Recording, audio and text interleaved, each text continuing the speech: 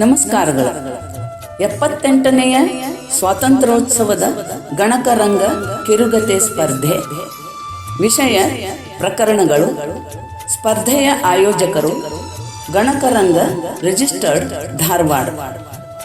ವಾಚಿಸುತ್ತಿರುವವರು ಶ್ರೀಮತಿ ಅಂಬುಜಾ ಕುಲಕರ್ಣಿ, ಧಾರವಾಡ.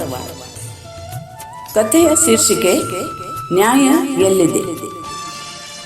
ವಿಶ್ವನಾಥ ಅವರು ಜೈಲು ಕಂಬಿಗಳ ಹಿಂದೆ ಅಲ್ಲಿರುವ ಚಾಪೆಯ ಮೇಲೆ ಪದ್ಮಾಸನದಲ್ಲಿ ಕುಳಿತು ಧ್ಯಾನಸ್ಥರಾಗಿದ್ದಾರೆ. ಧ್ಯಾನ ಧ್ಯಾನ ಧ್ಯಾನವೊಂದೇ ಆ ಜೈಲಿನ ಕಟು ಅನುಭವಗಳನ್ನು ಸಹ್ಯವಾಗಿಸಿಕೊಳ್ಳಲು ಅವರಿಗೆ ಸಾಧನವಾಗಿತ್ತು. ಓಂ ನಮಃ ಶಿವಾಯ ಎಂಬ ಷಡಕ್ಷರ ಮಂತ್ರವನ್ನು ಅವರ ಗುರುಗಳು ಉಪದೇಶಿಸಿದಂದಿನಿಂದ ಇಂದಿನವರೆಗೂ ಮಂತ್ರದ ಜಪವನ್ನು ನಿಲ್ಲಿಸಿರಲೇ ಇಲ್ಲ. ಮಧ್ಯರಾತ್ರಿಯಾಗಿತ್ತು.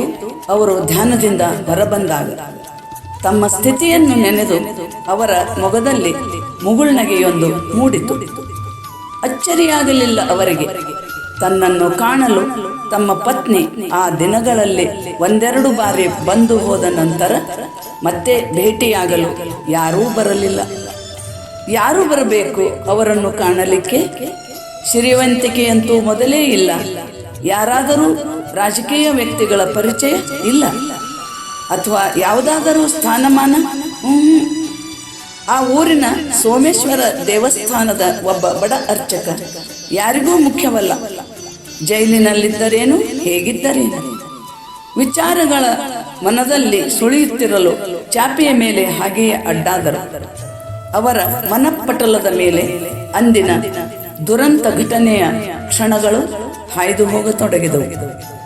ಶಿವನ ಆರಾಧಕ ವಿಶ್ವನಾಥ ಶಿವನನ್ನು ಪ್ರತಿನಿತ್ಯ ಪೂಜಿಸುವುದರಲ್ಲಿ ತಮ್ಮನ್ನೇ ಮರೆಯುತ್ತಿದ್ದರು. ನಿತ್ಯ ಶಿವನೊಡನೆ ಸಂಭಾಷಣೆ, ಪ್ರಶ್ನೆ ಉತ್ತರ ಎರಡೂ ಅವರದ್ದೇ.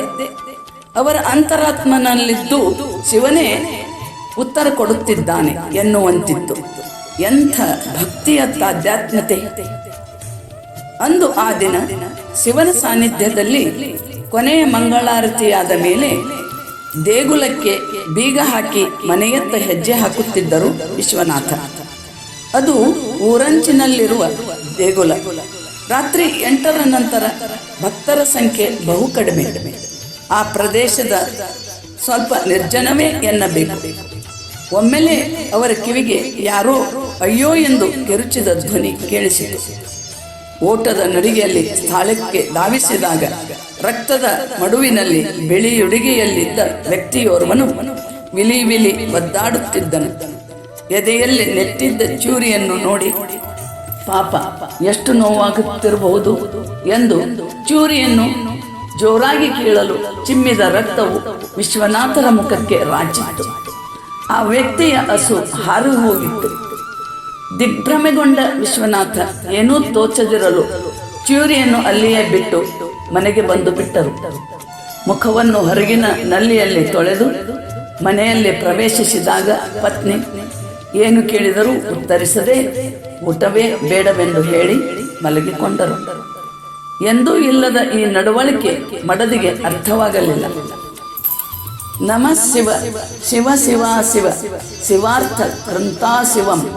ಬೆಳಗಿನ ಜಾವದಲ್ಲಿ ಎದ್ದು ಸ್ನಾನಾದಿಗಳನ್ನು ಮುಗಿಸಿಕೊಂಡು ಶಿವಸ್ತುತಿ ಮಾಡುತ್ತಾ ದೇವಸ್ಥಾನಕ್ಕೆ ಹೋಗಲು ಸಿದ್ಧವಾಗುತ್ತಿದ್ದ ವಿಶ್ವನಾಥರ ಗಮನ ಬಾಗಿಲಲ್ಲಿ ನಿಂತಿದ್ದ ಇಬ್ಬರು ಪೊಲೀಸ್ ಪೇದೆಗಳೆಡೆಗೆ ಹೊರಳಿತು. ಇಷ್ಟು ಹೊತ್ತಿನಲ್ಲಿ ಇಲ್ಲಿ ಇವರೇಕೆ ಎಂಬ ಗೊಂದಲದಲ್ಲಿರಲು ಅವರಿಂದ ಪ್ರಶ್ನೆಯೊಂದು ತೂರಿ ಬಂತು. ವಿಶ್ವನಾಥ ಎಂದರೆ ನೀವೇ ಏನು? ಹೌದೆಂದು ತಲೆಯಲ್ಲೇ ಆಡಿಸಿದರು ವಿಶ್ವನಾಥ. ನೀವೀಗ ಪೊಲೀಸ್ ಠಾಣೆಗೆ ಬರಬೇಕು. ಏರುದನಿಯಲ್ಲಿ ಆಜ್ಞೆ ಬರಲು ಯಾಕೆ ಸಾಹೇಬರೇ ಎಂದು ಮೊದಲಿದರು. ಠಾಣೆಗೆ ಬನ್ನಿ, ಅಲ್ಲಿಯೇ ಯಾಕೆ ಎನ್ನುವುದು ತಿಳಿಯುವುದು. ತಮ್ಮ ಹಿಂದೆ ನಿಂತಿದ್ದ ಮಡದಿಗೆ ಸನ್ನೆಯಲ್ಲಿಯೇ ತಿಳಿಸಿ ಪೊಲೀಸರ ಹಿಂದೆ ಹೋದವರು ಮನೆಗೆ ಮರಳಿ ಬರಲೇ ಇಲ್ಲ. ಮೃತ ವ್ಯಕ್ತಿಯ ಹತ್ತಿರ ಬಿದ್ದಿದ್ದ ಚೂರಿಯ ಮೇಲೆ ವಿಶ್ವನಾಥರ ಕೈ ಬೆರಳ ಗುರುತು ಇದ್ದ ಕಾರಣ ಕೊಲೆಗಾರನೆಂಬ ಆಪಾದನೆಯ ಮೇರೆಗೆ ಅವರನ್ನು ಅರೆಸ್ಟ್ ಮಾಡಿ ಲಾಕಪ್ಪಿನಲ್ಲಿಟ್ಟಿದ್ದರು. ಸುದ್ದಿ ತಿಳಿದ ಅವರ ಪತ್ನಿ ಜೈಲಿಗೆ ಬಂದು ಅವರನ್ನು ಕಂಡಾಗ ಅದೆಂಥ ಶಾಂತ ಮುಖಭಾವ. ಜೈಲಿನಲ್ಲಿರಲು ಕಾರಣ ಕೇಳಿದಾಗ ಎಲ್ಲ ದೈವಚಿತ್ತ ಎಂದು ಬಿಟ್ಟರು.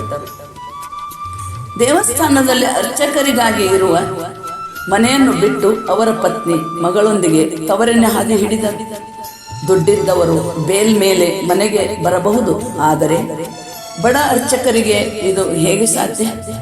ದಿನಗಳು, ತಿಂಗಳುಗಳು, ವರ್ಷಗಳು ಉರುಳಿದವು. ಜೈಲಿನಲ್ಲಿ ಅವರ ನಿತ್ಯ ದಿನಚರಿ ಬೆಳಿಗ್ಗೆ ಬೇಗ ಎದ್ದು ನಲ್ಲಿಯ ತಣ್ಣೀರನ್ನು ಸ್ನಾನ, ನಂತರ ಧ್ಯಾನ, ದಿನವಿಡೀ ಜೈಲಿನ ತೋಟದಲ್ಲಿ ಮೈ ಮುರಿ ದುಡಿತ, ಮಧ್ಯಾಹ್ನ ರಾತ್ರಿ ರಾಗಿ ಮುದ್ದೆ ಮುರಿಯಬೇಕಾಗಿತ್ತು. ವಿಶ್ವನಾಥರದು ಒಪ್ಪತ್ತು ಊಟ ಜೀವಧಾರಣೆಗಾಗಿ. ಇವರ ಮೇಲೆ ಪ್ರಕರಣವೇನೋ ದಾಖಲಾಗಿತ್ತು.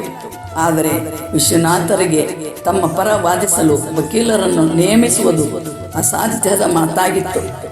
ನಾಹಂಕರ್ತ ಹರಿಕರ್ತ ಎಂಬಂತೆ ಸ್ಥಿತಪ್ರಜ್ಞರಾಗಿ ಬದುಕನ್ನು ತಳ್ಳುತ್ತಿದ್ದರು ಜೈಲಿನಲ್ಲಿ. ಅವರ ಮಗಳು TCH ಮುಗಿಸಿ ಆಶ್ರಮವೊಂದರ ಶಾಲೆಯಲ್ಲಿ ಶಿಕ್ಷಕಿಯಾಗಿ ಸೇರಿಕೊಂಡ ವಿಷಯ ತಿಳಿಯಿತು.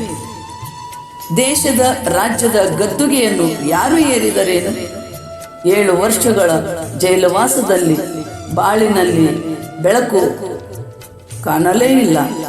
ಎಲ್ಲವೂ ಅವನ ಚಿತ್ತವೆಂದುಕೊಂಡಿದ್ದ ವಿಶ್ವನಾಥರು ಅವರ ಬದುಕಿನಲ್ಲಿ ಮತ್ತೆ ರವಿ ಅರುಣಕಿರಣ ಬೇರೆ ತೊಡಗಿದನೆಂಬಂತೆ ಸರ್ಕಾರ ಲೋಕ್ ಅದಾಲತ್ತುಗಳನ್ನು ಚುರುಕಿನಿಂದ ನಡೆಸಿ ಹಳೆಯ ಪ್ರಕರಣಗಳೆಲ್ಲವನ್ನು ಇತ್ಯರ್ಥಗೊಳಿಸಬೇಕೆಂಬ ಆಜ್ಞೆ ಹೊರಡಿಸಿತು. ಇವರ ಪ್ರಕರಣದಲ್ಲಿ ನಡೆದ ತೀರ್ಪಿನಂತೆ ಚೂರಿಯ ಮೇಲಿರುವ ಬೆರಳ ಗುರುತುಗಳ ಜೊತೆ ಇನ್ನೂ ಕೆಲವು ಬೇರೆ ಬೆರಳಿನ ಗುರುತುಗಳು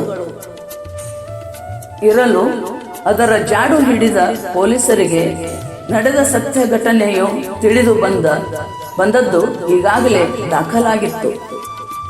ಆಗ ಸಿಕ್ಕ ಸಾಕ್ಷಿ ಪುರಾವೆಗಳ ಪ್ರಕಾರ ಇನ್ನೋರ್ವ ವ್ಯಕ್ತಿಯನ್ನು ಪತ್ತೆ ಹಚ್ಚಲು ಆ ವ್ಯಕ್ತಿ ಮೃತಪಟ್ಟಿದ್ದರು. ವಿಶ್ವನಾಥ್ ಅವರನ್ನು ನಿರಪರಾಧಿ ಎಂದು ಬಿಡುಗಡೆ ಮಾಡಲಾಯಿತು. ಹೊರಬಂದ ವಿಶ್ವನಾಥರಿಗೆ ಹೊರಗಿನ ಸ್ವಚ್ಛಂದ ವಾತಾವರಣದಲ್ಲಿ ವಿಹರಿಸುತ್ತಾ ಪ್ರಕೃತಿಯಲ್ಲಿ ಶಿವನನ್ನು ಗುರುತಿಸಿ ನ್ಯಾಯವಾದಿ ಶಿವನೇ ಅಲ್ಲವೇ ಎಂದುಕೊಳ್ಳಲು ಅವರ ಶಾಂತ ಮುಖಭಾವದಲ್ಲಿ ಮುಗುಳ್ನಗೆಯೊಂದು ಮೂಡಿತು. ಎಲ್ಲ ದೈವಚಿತ್ತ. ಧನ್ಯವಾದಗಳು.